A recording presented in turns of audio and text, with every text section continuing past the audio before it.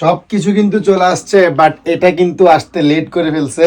Down shoulder hoodie ব্যাগির মধ্যে, এটা কিন্তু প্রচুর চাহিদা আপনাদের, বাট একটু লেট হয়ে গেছে। 2 কালারের মধ্যে, ফেব্রিক্স হচ্ছে অরিজিনাল সুইট লেদার ফেব্রিক্স।